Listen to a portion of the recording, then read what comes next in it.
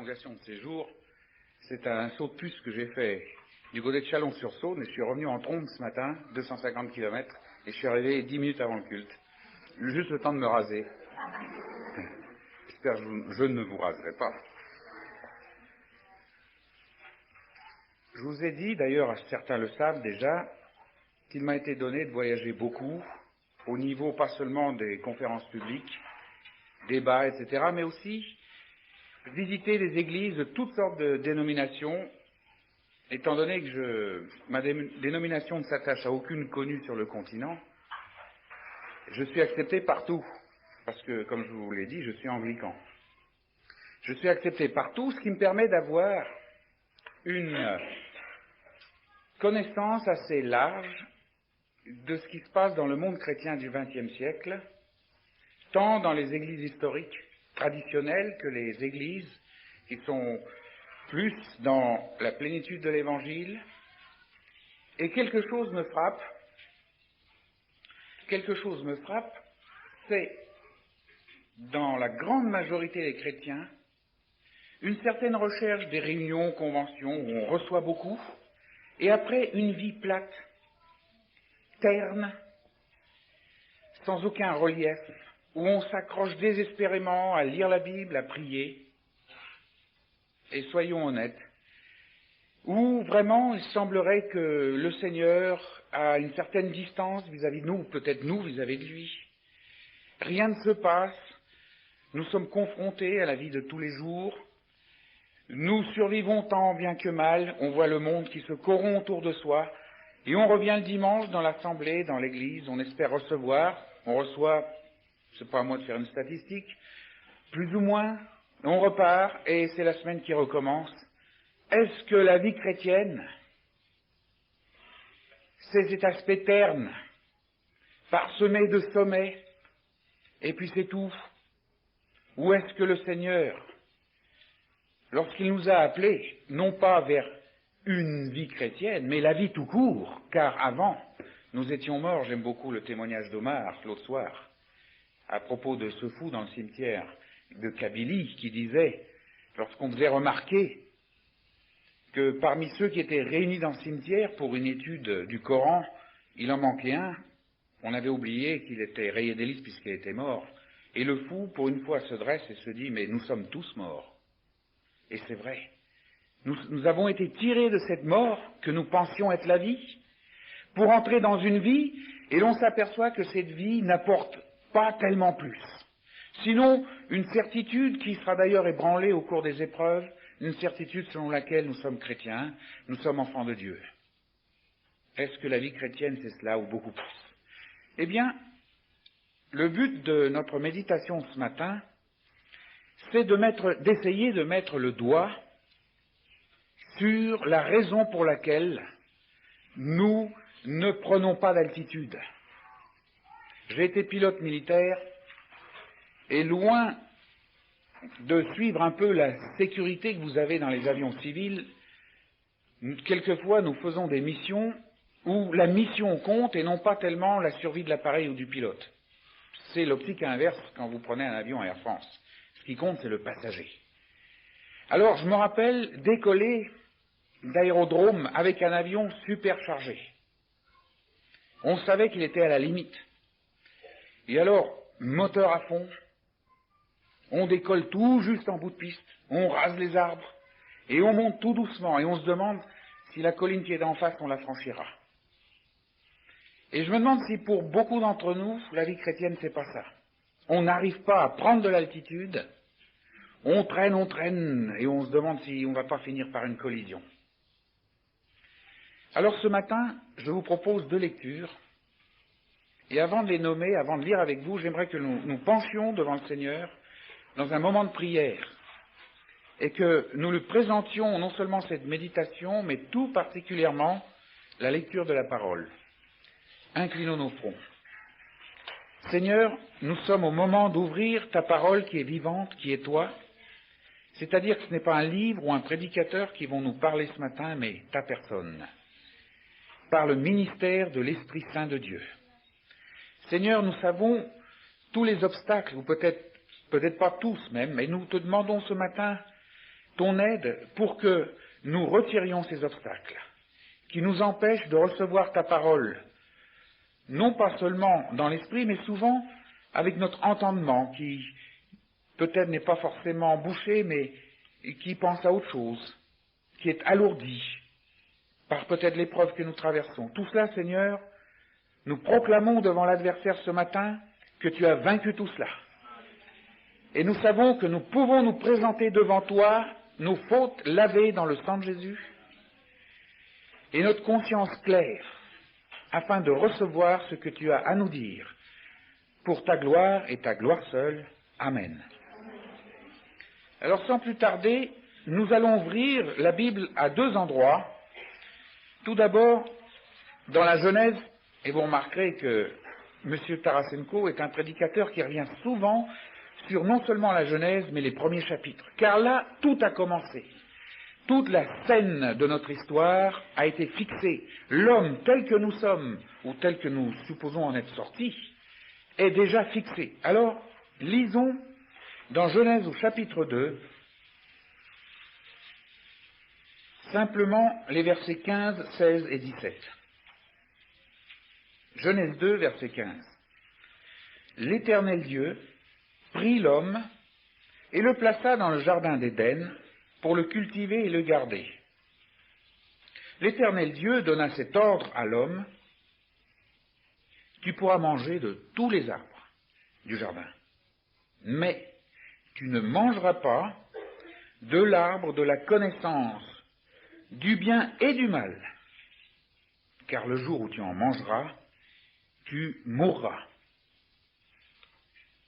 Et nous continuons la lecture dans la lettre aux Hébreux. La lettre aux Hébreux, au chapitre 5, au verset 11.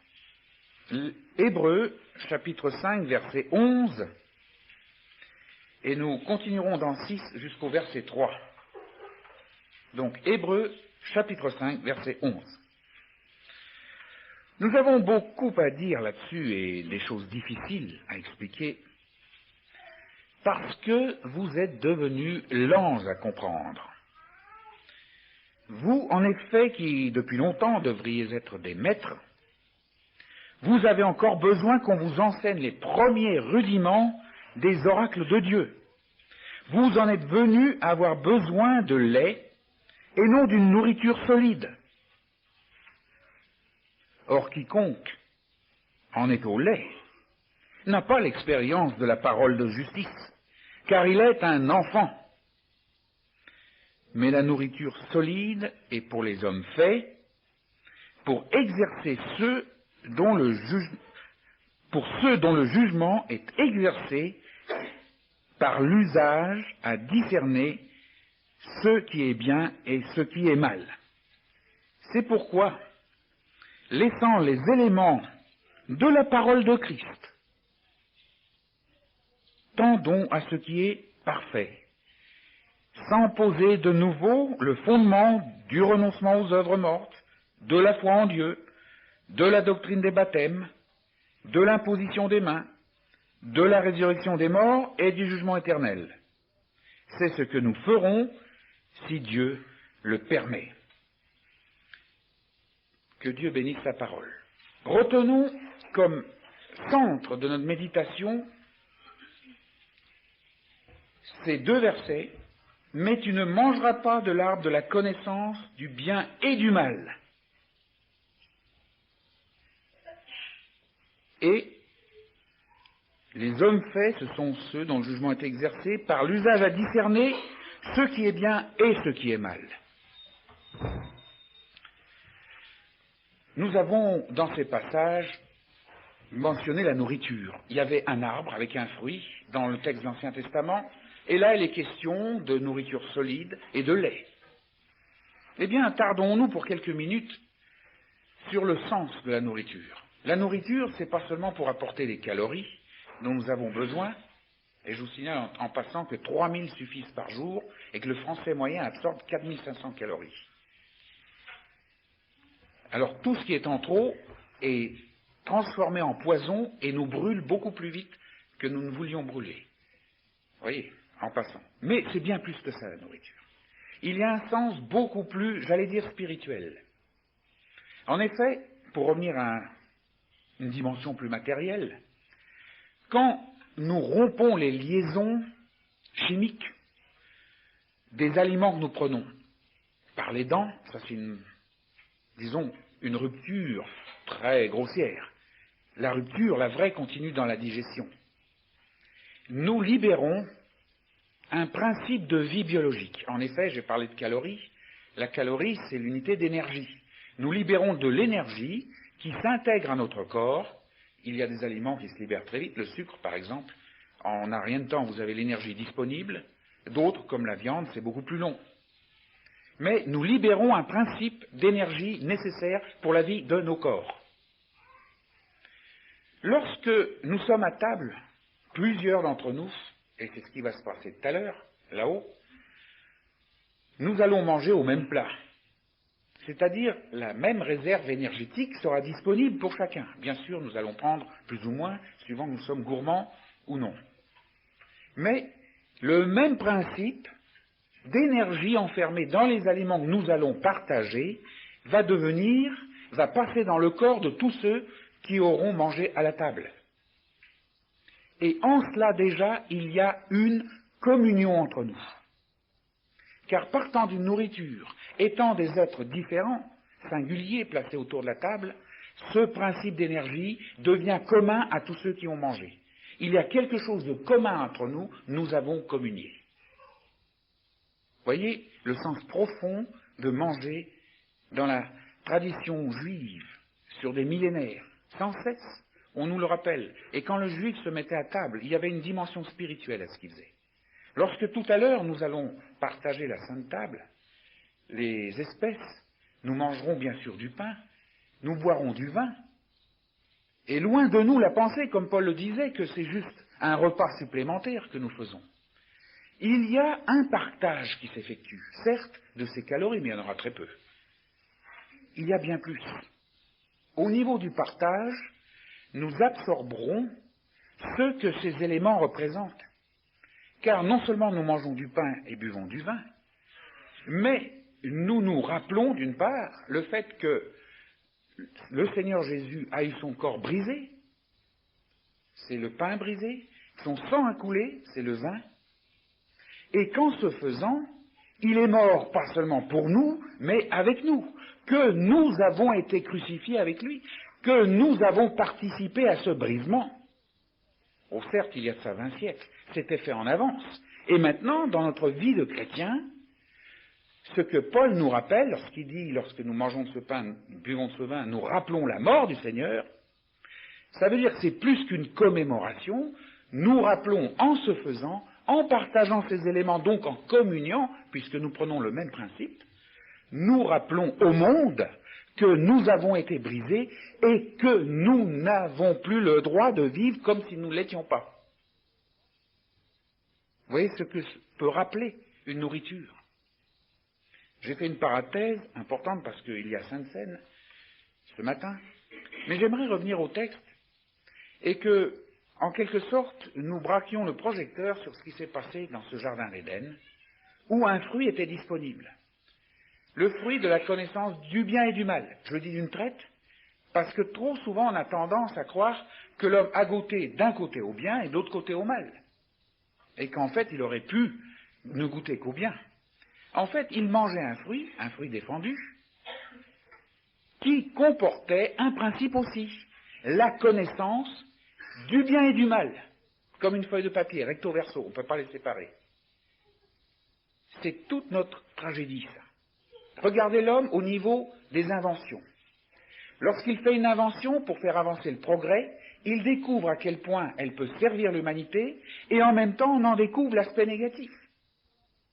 Le moteur à explosion utilise des carburants, on s'en sert pour nous chauffer, pour faire avancer une voiture, mais on s'en sert dans la guerre au napalm pour détruire la vie. On pourrait prendre des dizaines, des centaines d'exemples. Le laser, pareil, le laser en fait a été trouvé parce que c'est les militaires qui cherchaient quelque chose. Et là, c'est le mal qui est venu d'abord et le bien après. Mais ce n'est pas là le problème, c'est qu'on ne peut pas les séparer. Sans parler des inventions regardons-nous. Regardons-nous vivre. Et je pense à la planète en général. Nous avons souvent de très bonnes intentions pour faire un tas de choses. Il n'y a pas besoin d'avoir seulement des intentions de servir le Seigneur. Regardons le monde autour de nous. Souvent, les gens sont animés des meilleures intentions et des gens très gentils autour de nous. Ce qui caractérise la connaissance du bien et du mal, c'est de connaître une bonne intention, et lorsque la bonne intention tourne au vinaigre, si j'ose dire, si, par la suite des circonstances, les choses se retournent contre nous, nous n'avons pas barre sur le mal. Regardons la façon dont nous sommes gouvernés. C'est essentiel de nourrir les bouches que représentent les millions d'habitants d'un pays, d'élever leur niveau de vie, de supprimer le chômage, l'inflation qui dévore nos économies. C'est essentiel de le faire. Mais on crée, en se faisant, en élevant le niveau de vie, un appétit tellement féroce que l'homme ne pense plus qu'à ça comme première priorité, et c'est lui la source de l'inflation qui amène le chômage, etc. Il consomme parce qu'il pense qu'il est né pour consommer. Donc, un besoin essentiel retombe sur l'homme parce qu'il ne peut plus le maîtriser. On a beau lui dire « modère tes appétits », on trouve toujours les mêmes caddies sortant des supermarchés bourrés jusqu'en haut. Et on pourrait donner d'autres exemples. Connaissance du bien et du mal. Si ce n'était que l'aspect de notre nourriture, mais ça s'étale à toutes les sphères de l'existence. L'homme dit paix, paix, et soudain, une ruine soudaine. Une ruine s'abat sur l'humanité. L'homme est animé des meilleures intentions au niveau de cette colombe de la paix, au traité de paix, lorsque une guerre a nettoyé des millions de personnes. C'est ce qui s'est passé. Le pays d'où je sors a perdu 22 millions d'âmes. Et c'est un des pays les plus armés sur le plan atomique maintenant, avec des sous-marins qui couvrent la surface de la Terre. Bonnes intentions au départ, à la signature du traité de paix, ça se retourne contre l'homme une fois de plus. Connaissance du bien et du mal. L'homme n'est pas capable de tirer la ligne entre ce qui est bien et ce qui est mal. Il le sait intellectuellement, mais c'est pas ce qui compte. C'est pas le tout de savoir, et même d'avoir la volonté. Comme disait l'autre frère l'autre soir, et la Bible dit, il faut en avoir la puissance, et l'homme ne l'a pas. Et nous autres chrétiens, vous savez, le fait de rester au niveau du lait spirituel, c'est-à-dire, et c'est l'auteur des Hébreux qui nous le rappelle, de sans cesse revenir à parler du baptême dans le Saint-Esprit, du baptême d'eau, de la conversion, du jugement dernier. Et c'est un peu le phénomène dans le christianisme du XXe siècle, même et surtout évangélique. Tout tourne autour toujours du même thème. Pourquoi ? Parce que souvent le serviteur de Dieu a voulu apporter une nourriture plus solide, et par notre comportement, nous avons manifesté que nous voulions rester au lait spirituel. Oh, certes, nous sommes sortis du monde. Certes, nous avons choisi la meilleure part, celle de vivre, non seulement au pied du Seigneur, mais de vivre le Seigneur en nous. Mais voilà qu'au niveau de la croissance, il n'y a rien à faire. Nous ne voulons pas passer. Quel rapport entre la connaissance du bien et du mal ? Elle est immédiate. Nous continuons sur notre lancée, en venant du monde, avec nos bonnes intentions. Cette fois-ci, les priorités sont changées, je le reconnais. L'optique, la direction de notre vision a changé, je le reconnais aussi. Nous voulons non plus servir nos appétits matériels, mais le Seigneur. Nous voulons le faire de tout notre cœur. Et ce qui se passe, c'est que dans ce sillage de notre volonté, vient tout un tourbillon. Par exemple, si je veux servir le Seigneur, et que le pasteur ne le remarque pas, ou si je le sers dans l'église, et qu'on ne m'en donne aucun crédit, je suis mortifié. On ne m'a pas remarqué. On ne m'a pas dit un mot charitable. Ou même, je suis chrétien, comme tout un chacun, je viens à l'église, personne ne me dit bonjour, j'en suis mortifié. C'est ça, l'effet du lait spirituel. Cette espèce d'acidité. Vous savez, quand on boit trop de lait, on a de l'acidité. Exagérément. cette acidité qui nous poursuit. Mais pire que ça, lorsque l'adversaire vient tirer les ficelles, et sa meilleure prise, c'est pas la possession. Oh, la possession, ça existe, c'est vrai. Ce n'est pas un déferlement de mal, une église qui tombe, qui ne sert plus le Seigneur. Sa meilleure prise, c'est nous-mêmes. Tout ce qui n'est pas crucifié sur la croix, l'adversaire a pris dessus. Et d'une façon subtile. Oh, il ne nous donne pas des envies de meurtre, de tricher dans la déclaration des impôts, bien que ça arrive même chez les chrétiens. Il ne donne pas une envie d'aller voler le voisin, de lui taper dessus.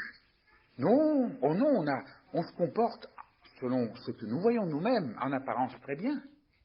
Ce n'est pas l'envie qu'il nous donne, mais il nous donne l'envie de ne pas rechercher la face du Seigneur, de ne pas, lorsque nous avons la moindre intention ou, disons, même direction, que l'on pense être de l'Esprit de Dieu, il nous empêche de toujours revenir à la croix et d'anéantir, d'entrer dans l'anéantissement de notre volonté, de nos désirs les meilleurs, pour nous mettre totalement à la disposition du Seigneur, et même à la limite, sans avoir reçu aucune directive, car la vie dans le Seigneur, c'est pas une question de directive.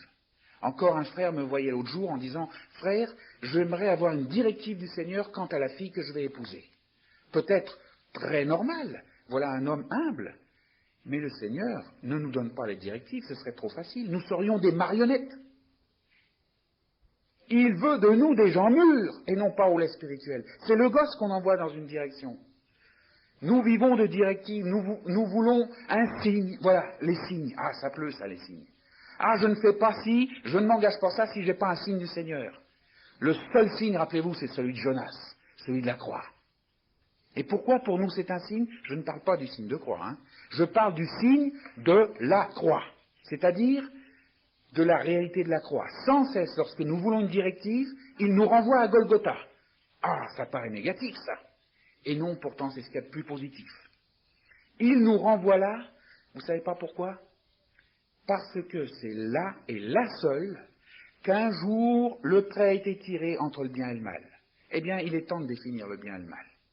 Le bien, c'est pas ce que nous désirons de meilleur pour le Seigneur, ou pour nous-mêmes. Le mal, c'est pas, suivant les morales du monde, ce qui nous fait sentir, vous voyez, on ramène toujours tout au sentir, que c'est pas ça. Le bien, c'est ce qui est conforme au plan divin, au dessein divin. Le mal, c'est ce qui se met en travers, même au nom de très bonnes intentions. Voilà la définition du bien et du mal, qui parcourt la Bible de A à Z, de la Genèse jusqu'à l'Apocalypse. Donc, à la croix et à la croix seule, cette synthèse ô combien désagréable, difficile à soutenir du bien et du mal, c'est enfin rompu, enfin la ligne a été tracée. La croix a été la puissance de révélation entre ce qui est conforme au plan divin et ce qui ne l'est pas. Pas seulement dans les grandes sphères de notre histoire, mais dans notre vie particulière. Car quel est celui qui obscurcit les deux? C'est Satan. Mais ce n'est pas Satan qui a créé l'arbre de la connaissance du bien et du mal. Ce n'est pas lui qui les a fondus ensemble. C'est Dieu délibérément. Je crée la lumière, je crée l'obscurité, je crée le bien, je crée l'adversité. Ésaïe 45. C'est lui qui l'a fait. Pour nous tester, pour faire qu'à partir du moment où nous réalisons que par nous-mêmes nous ne pouvons pas discerner la différence et qu'il faudra à l'œuvre de la croix, nous fassions un pas de géant dans la vie qu'il nous a proposée. Voilà le dessein divin. Ce que fait Satan, il vient dans cette impossibilité par nous-mêmes de discerner l'un de l'autre, et il vient obscurcir et il vient transformer le mal en bien et le bien en mal dans notre vision. Oh, il n'y a pas besoin de dire que le meurtre c'est bien et que servir le Seigneur c'est mal. Oh, il ne va pas jusqu'à là. Il va, par exemple, dire, tu vois, ta façon de servir le Seigneur, c'est pas mal. Tu sais que tu devrais demander dans l'Église que tu sois remarqué, parce que c'est quand même pas mal ce que tu fais pour le Seigneur. Voilà sa façon de prendre le bien et de le retourner en mal. Sans cesse, en d'autres termes, il met les projecteurs sur nous-mêmes. Nous nous regardons sans cesse, nous nous examinons, et nous ceci et nous cela. Nous avons une conscience de nous. Or, vivre en Christ, comme Colossiens le rappelle, chapitre 3, verset 3, c'est une vie cachée. Cachée, vous savez, le mot grec, j'y reviens encore, vous allez me dire, il est polar ce gars, il pense qu'au grec. C'est le mot qui a donné crypté en français. Vous savez ce que c'est qu'un message crypté? C'est un message, un code secret. On lit des mots, mais on ne les comprend pas. Il faut connaître le code pour savoir ce que le message veut dire. Eh bien, notre vie en Christ, c'est ça. Les gens nous voient vivre, mais ils ne peuvent pas s'expliquer ce qui se passe. Sauf ceux qui ont déjà reçu le témoignage de l'Esprit dans leur cœur. Ils savent par l'Esprit qu'un tel se comporte en conformité avec le plan divin parce qu'il est né de nouveau et qu'il grandit dans le Seigneur. Mais le monde qui nous voit vivre voit un rayonnement, quelque chose de différent, mais il ne comprend pas. À la limite, il peut être scandalisé. C'est tout cela, la vie, dans l'attitude d'un être mûr. Voyez, en conclusion, nous sommes dans un monde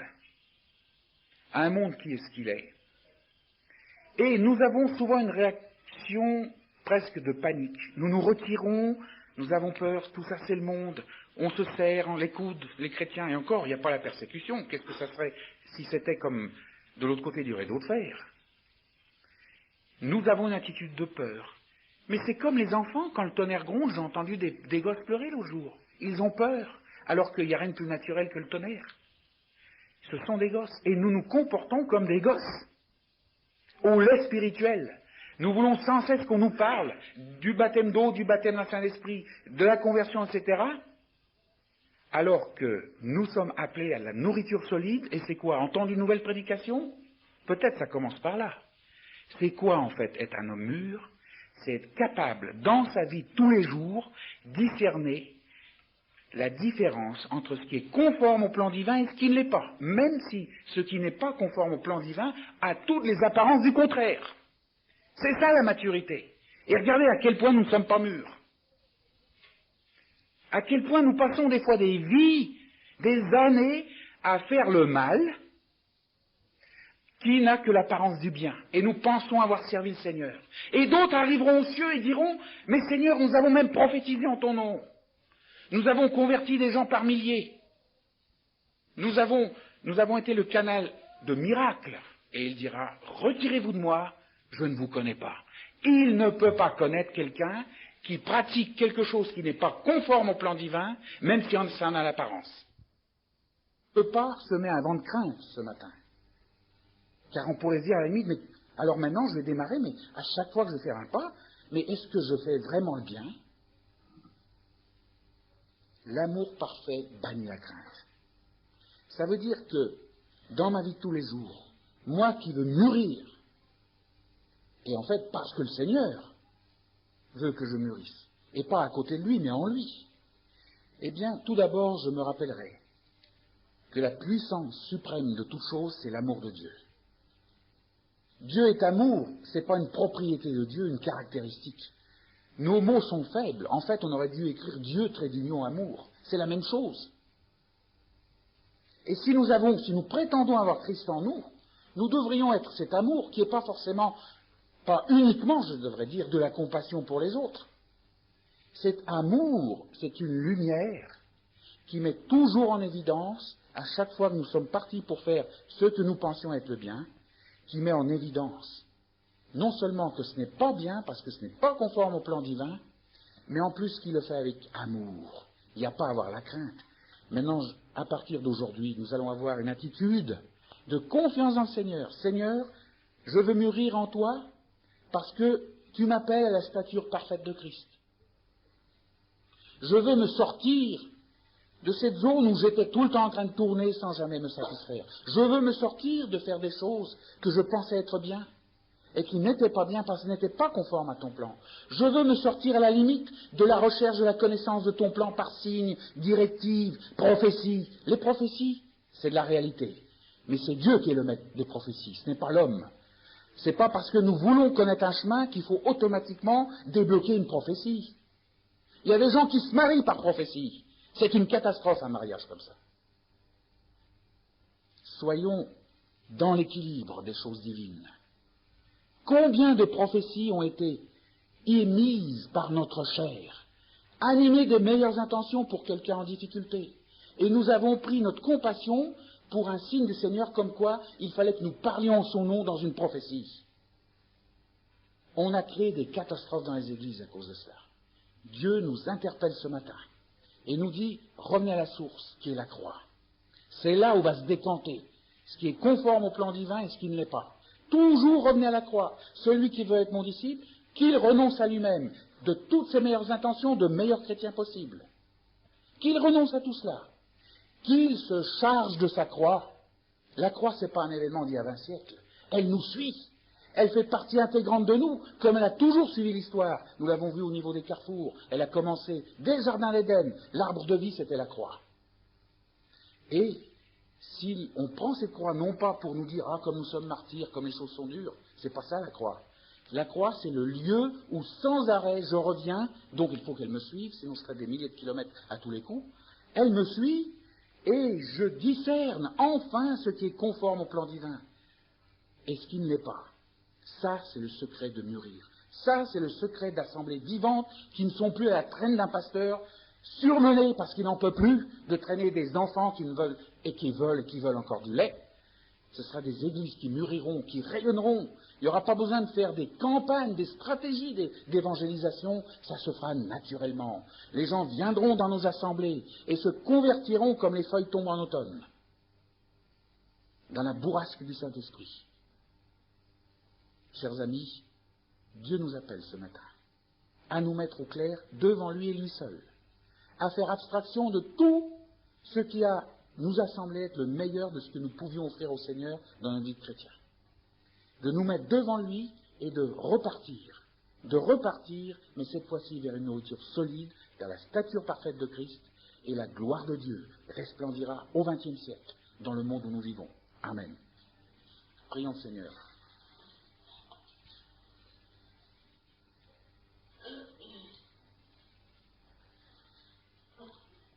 Oui, Seigneur, ta parole, qui est toi, nous parle ce matin. Nous sommes plus ou moins secoués, gênés peut-être, émerveillés. Peu importe nos réactions, Seigneur, mais nous savons que cette parole pénètre entre l'âme et l'esprit et découvre ce qu'il y a de plus secret, ce qui nous est le plus cher en ce qui concerne te servir, par exemple, ou nous comporter comme chrétiens. Elle nous montre la vanité que nous avions peut-être poursuivie en pensant faire quelque chose pour toi, alors que tu nous as créés exactement pour l'opposé. Tu nous as créés pour que tu fasses quelque chose pour ta gloire à travers nous et avec nous. Seigneur, tu nous le rappelles ce matin et nous voulons prendre la décision d'être des gens mûrs, de grandir en stature. Ce matin, qui que nous soyons, quelle que soit la voie que nous poursuivions, nous savons que nous pouvons mûrir. Et Seigneur, nous prions pour nos églises, pour nos pasteurs, pour ceux qui ont charge d'âme, afin que non seulement ils aient des églises mûres, mais peut-être qu'eux aussi, Seigneur, nous devons les porter dans la prière, nous le savons, qu'eux aussi mûrissent. Car ce n'est pas parce qu'ils sont pasteurs qu'ils sont forcément mûrs. C'est vrai, Seigneur, nous le savons. Alors, loin de les accuser, nous leur pardonnons peut-être de quelquefois nous avoir entraînés dans des impasses, d'avoir créé de faux enseignements peut-être. Nous leur pardonnons parce que tu leur as pardonné sur la croix. Et nous te prions de les visiter par une onction nouvelle. Une onction, et nous savons que l'Esprit agit toujours avec l'eau et le sang, c'est-à-dire le sacrifice. Une onction qui les ramène eux aussi à la croix. Oui, Seigneur, nous savons que tu veux réveiller ton peuple. Nous sommes dans ces temps spéciaux où un réveil considérable va s'effectuer. Et Seigneur, nous voulons être parmi les premiers qui avons trouvé le chemin d'être mûrs, croissant dans la stature parfaite de Christ.